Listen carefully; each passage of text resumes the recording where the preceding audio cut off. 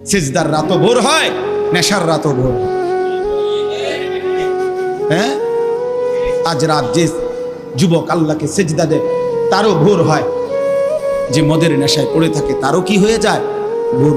স্বার্থপর এই দুনিয়া যুবক, নওজওয়ান মনে রাখো, স্বার্থপর এই দুনিয়া কারো কথা মনে রাখে না, কারো জন্য থেমে থাকে না। আমি এই পরশুদিন দেখছি, গতকালকের আগের দিন সকাল 6:30 বাজে আমি আমার বাজারে, ময়নামতি সাবের বাজার, ওইখানে দেখছি একটা হাইয়েস্ট গাড়ি একটা ট্রাকের মুখোমুখি হইয়া, হাইয়েস্ট গাড়িটার ড্রাইভারটা জাগাত তারে বাইরে করছে টাইম না হেসরাইয়া, কিছুক্ষণের মধ্যে লোকটা মারা গেছে।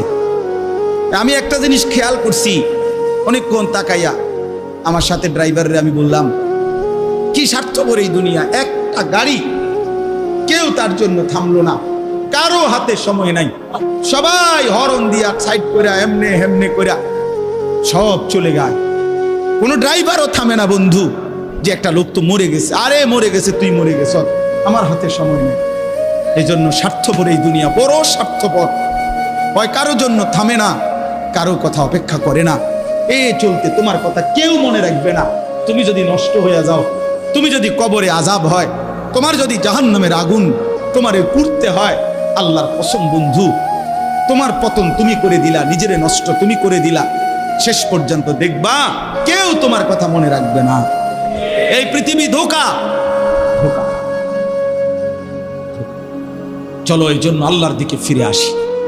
ইল্লা মান তাবা ওয়া আমানা ওয়া আমিলা সালিহান, আল্লাহ বলে যে গুনাহ ছেড়ে দিয়ে তওবা করলো, আমি আল্লাহকে বিশ্বাস করলো এবং পুনরায় আবার নেক আমল শুরু করে দিল, ফাউলাইকা ইয়াদখুলুনাল জান্নাহ, আমি আল্লাহ ওয়াদা দিলাম, আমি আল্লাহ তাদেরকে জান্নাতেই ঢুকায়া দেব। ওয়ালা ইউজলামুনা শাইআ, কোনো জুলুম করা হবে না এক বিন্দু। অর্থাৎ পেছনের গুনার জন্য আমি লজ্জা দেব না, বরং তওবা করার কারণে, ফিরে আসার কারণে, নতুন করে আবার নামাজ সেজদা বন্দিগি পাক পবিত্র জীবন চলার কারণে এখন থেকে নিয়ে বাকি জিন্দেগির আমলের বরকতে জান্নাত দিয়ে দেব। এই জন্য প্রিয় সন্তান, প্রিয় কিশোর, নওজওয়ান, যুবক, চলো ইনশাআল্লাহ বদলাইবার সিদ্ধান্ত নেই। সবাই এই পরিমাণ শাহওয়াত, এই পরিমাণ অবৈধ কামনা বাসনা, নারী ছবি অশ্লীলতা বেহায়াপনাতে মাতাল হয়ে গেছে বন্ধু চারিদিকে, সমাজের চারিদিকে। হজ্জের সফরে ছিলাম, যে কয়দিন যাই খোঁজ খবর নিছি, দেশের খবর একটাই, হত্যা, খুন, ধর্ষণ, নারী নির্যাতন। আর সবচেয়ে আশ্চর্যের কথা হলো, আমি মনে আমার এই ছোট্ট হায়াতে গত 30 বছরে আমি যেই কথাটা এতবার শুনি নাই, গত 2 মাসে বারবারই শুনি চারিদিকে পরকিয়া। এটা এই পরিমাণ সমাজে বেড়ে গেছে, অসভ্যতা, যে স্বামী থাকতো নারী অন্য পুরুষের প্রতি আসক্ত, স্ত্রী থাকতো ওই জানোয়ার অন্য নারীতে আসক্ত, এটা খুব বেশি পরিমাণ বেড়ে যাচ্ছে, যার কারণে আপনজনকে হত্যা করতে পর্যন্ত লজ্জিত হচ্ছে না। এর চাইতে বড় আশ্চর্য, আশ্চর্য বাংলাদেশে এর চাইতে বড়, এর চাইতে দুর্দর্শ হত্যার ঘটনাও 2 দিনে কি হয়ে যায় খবর বোঝা যায়। কিন্তু এখানে কেন বোঝা যাচ্ছে না? বোঝা যাচ্ছে এটা স্পষ্ট, আপনজনের এটা ধামাচাপা দেওয়ার জন্য সব রকমের প্রসেসিং করা হচ্ছে, সব প্রসেসিং করা হচ্ছে। অসহায় ইমাম মুয়াজ্জিনকে বেইজ্জতি কেউ করতে পারে নাই, কোন আলেমে দ্বীন ইনশাআল্লাহ বেইজ্জতি হবেও না ইনশাআল্লাহ। মনে রেখে, মনে রেখে, গতকালকে রাত্রেও আমাদের কুমিল্লায় গত 3 মাস আগে একজন আলেমে দ্বীনকে একজন প্রিন্সিপাল বেইজ্জতি করছিল, অপমান করে সামান্য অজুহাতে মসজিদ থেকে বিদায় করে দিছিল। ওই কলেজের ছেলেরা গতকালকে রাত্রে ওই মসজিদের ভিতরে ঢুকাইয়া 9 ঘন্টা আটকাইয়া তারে, তার হাতে ছাত্রদের উপস্থিতিতে তারে পদত্যাগ পত্র দিয়া ঘাট ধরে কলেজ থেকে বের করে দিছে। আল্লাহ তাআলা বেইজ্জতি করে দেখায় দিছে। ছাত্ররা বলছে, স্যার সই দেন, আপনারে 50 টাকা দিব। মানে 50 টাকা, 100 টাকার লোভ সামলাইতে পারেন নাই, নেন পদত্যাগপত্র সই দেন। এজন্য দোস্ত, নারীর আসক্তি, জিনা, বেবিচার, পরকীয়া, অসভ্যতা, যুবক ভাই তোমরা বাঁচতে হবে। নওজোয়ান, আল্লাহ যদি হায়াত দেয় তোমগরে, আগামী সময়টা তোমরা তো পৃথিবীতে থাকতে হবে। এই সমাজ, এই দেশ তো আলাদা করতে পারতা না। তুমি তো এই জমিন ছেড়ে দিতে পারতা না বন্ধু।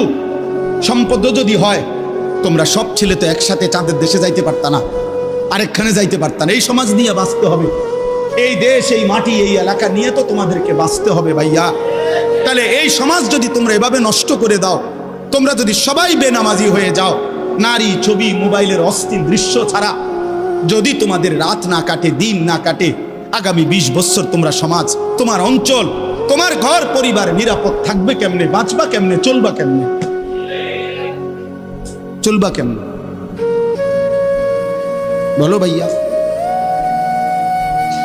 9 বছরের বাচ্চা মেয়ে যদি নিরাপত্তা না পায়, আমার সমাজ কি পরিমাণ অশান্ত হয়ে গেছে। হ্যাঁ, কেমনে বাঁচবা ভাই? তোমারও তো বোন আছে, তোমারও তো ছোট্ট বোন আছে, তোমারও তো ছোট বোন আছে, তোমার বোনেরও তো নিরাপত্তা দরকার। তুমি তো এই সমাজ থেকেই, এই পৃথিবী থেকেই কোনো না কোনো নারীকে বিয়ে করবা, তারও তো চরিত্রের পবিত্রতা দরকার, দরকার না? তো কেমনে মিলবে ভাইয়া? কেমনে মিলবে? সবাই যদি এমন চরিত্রহীন হয়ে যাও, নারী ছাড়া, ছবি ছাড়া, মোবাইল ছাড়া, উলঙ্গ দৃশ্য দেখা ছাড়া তোমাদের রাত কাটে না, দিন কাটে না, আমার সন্তানরা কেমনে আগামীর পৃথিবীতে তোমরা বাঁচবা ভাইয়া বলো?